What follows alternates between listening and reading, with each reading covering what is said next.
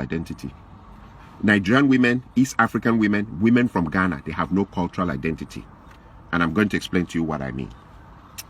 You see, I work in an industry which is information technology. In information technology, there is one country that really, really stands out when you talk about information technology, and it's India. Indians, for some weird reason, I don't know how they got into that thing in the historical, the cultural context. Everybody maybe went in for IT. The whole country made a powerful reference to IT, just like China made a huge push into industrialization that deals with tools.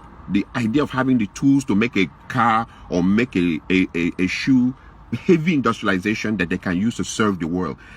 India went into this heavy thing about information technology. In my 12 years of working in information technology, everywhere I go, it's loaded with Indians. If the information technology, for example, if a place has maybe 20,000 workers, I'm talking about a huge place, in which maybe 10,000 of their workers are engineers, software engineers, computer engineers, so on and so forth. I can assure you that of the 10,000, 9,500 will be Indians. So what has been my exposure there? Indian women. They're the one, they're 4 feet, some of them little 4 feet, things, small things that are making dream money. They came direct from their village into the system and they're making 180,000, 190,000, 200,000 dream money. But there's a strange thing I notice about them. As they come to work, they're wearing their native wear, that thing that they tie and hang on their neck with that dot here. Another strange thing I've noticed about them is you will never, ever, for all my years, I stayed in the United States, I was born here. In all my years of staying here, you'll never hear the Indian women dragging their men to the American court system for divorce. It is our women that use the American court system to destroy our men. They bring the court in to help them destroy the men. You will never hear Indian women doing that thing. You will never hear women from China taking Chinese men into the American court system to destroy them with divorce. You will never hear women from Korea dragging their men in huge numbers into the American court system to destroy them. But when it comes to African women, East Africa, Nigeria, Ghana, when it comes to African women, they just drag their men into the court system. One of the things that I've noticed in this system or in this problem is poverty. Bring these Indian women, they're making 150,000, 180,000. They don't drag their men into court. Plus, sometimes, like in most places, all the places I've ever worked in information technology, they'll have one car. Not that I'm supporting that behavior, but there's something strange on why I see them. They have one car. They wait for their husbands. Even if their husbands are working 2 hours overtime, over their time, they'll wait. Some of them pregnant, waiting for their husbands. When it's finished, they go into the same car with their husband and drive home. I watch Indian women and women from so many other places. They're not crazy about the Louis Vuitton, Gucci, all the designers wears. They are not even interested. Indian women, I meet them. They've been here 15 years, 20 years. They still keep their accent. They still speak as if they're living in India. But when I meet our women, and our women, all that they have to do is just get to a level of where they're making 50,000, 60,000, 70,000 or 80,000 a year. I'm talking about small money. Small money. Immediately the marriage is in danger. And they change. They start bleaching. And they start talking, sure, yeah, sure. Yeah, oh my God, I went to New York. And I'm like, even I who was born here, I don't speak like that. I look at others like the Chinese. They can't speak English very well. And their women may be driving very expensive cars that belong to their husbands. And I look at the Indian women who don't speak English very well, and they're not interested in changing their accent or their undertone. And they wear their native dress, that thing, and everything to work. I look at Korean women. I look at other women. They have this sense of cultural identity. African women do not have a sense of cultural identity whatsoever. Little money, and the marriage is over. One thing I've discovered, a common trend, once the women make, they go, nurse, 80,000 is all they need to make. And suddenly your marriage is in danger. They want to call the shots. They want to be the ones that control everything. And if you don't like it like that, they'll bring in the American courts to destroy your life, destroy everything around you. They will insult you. And I'm like, 80,000 is all that it takes for someone to change. Or 70,000, because most of them, even the 80,000 is overtime. They've worked themselves Sunday, Saturday night, Sunday nights. They've worked themselves to death. That money that they make as overtime is what is now changing into something that they will destroy everything around them. the part that I see also is that a lot of, and I remember whenever I make my videos, I refer to bitch ass men.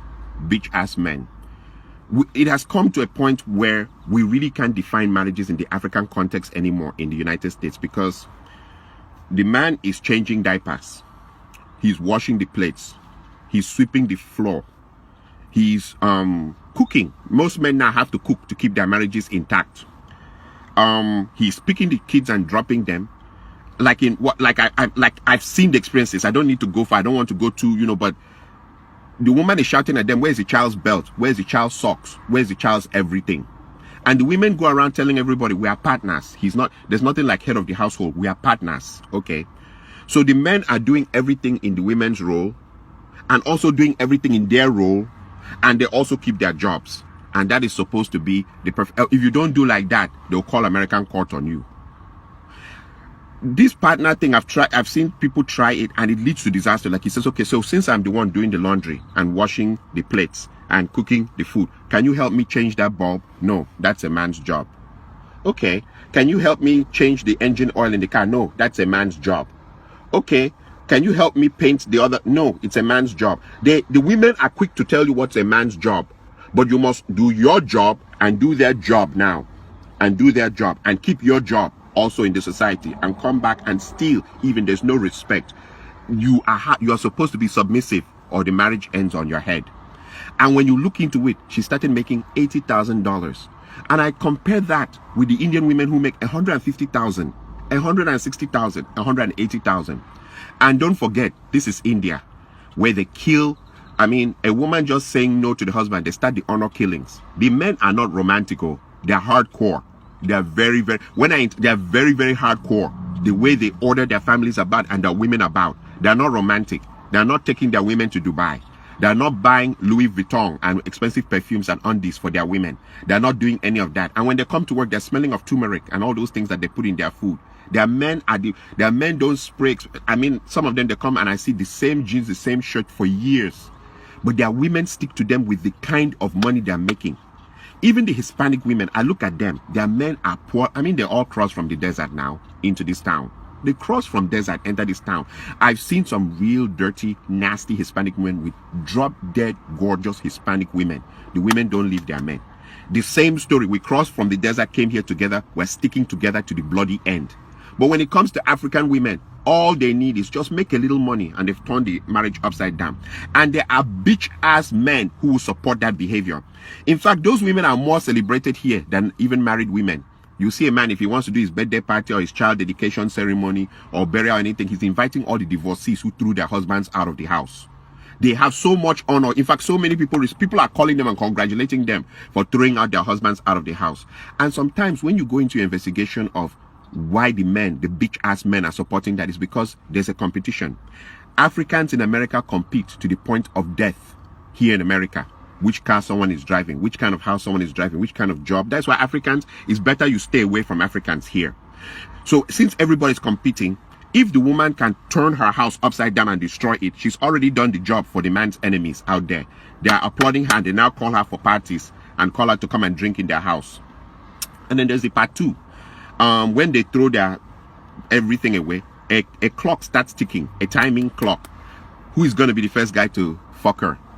Now that she's on her own, now that she's single, now that she's by herself. And it leads to a proverb from my area. There's this famous proverb from my area.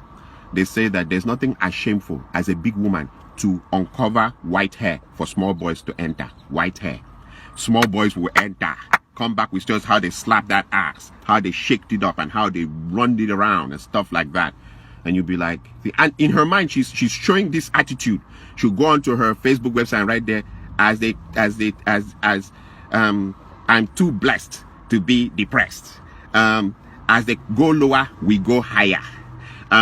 Yep, we girls are flying higher. Hashtag liberated sisters. And then you wonder what is wrong with African women.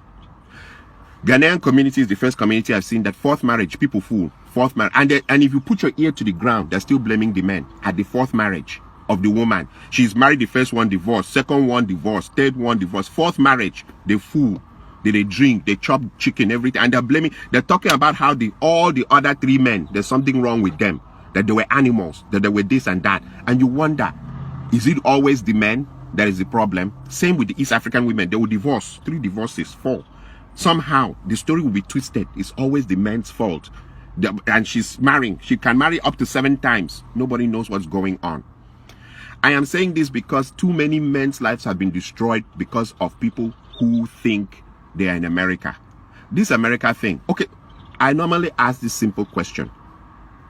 What if a man became very rich and he had a house in America and he had a house in Canada and he had a house in Germany and he had a house in Japan? He had houses all over the place. What happens there? Is it going to be that as you bring a Nigerian or a Ghanaian or an East African woman to your house in America, she acts American? Then when you cross her over to the house in Canada, she now acts like she's Canadian.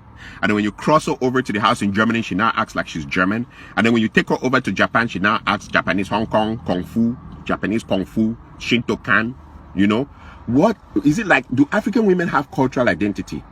Do they have any cultural identity? Do they have any loyalty in them as human beings? Do they? Or they just moved by every wind of doctrine, every wind of thinking? And the hypocrisy, like I said, is now a lot of marriages, the men are the ones doing the women's roles, their roles, and keeping their jobs. All that to keep a man. And you see the men still coming, they come out with a big agbada and turn it and throw it up and stand and say, hey, I want to thank my wonderful wife. I don't want a marriage for the sake of what it looks like in the public. I want to be happy about it inside in my life.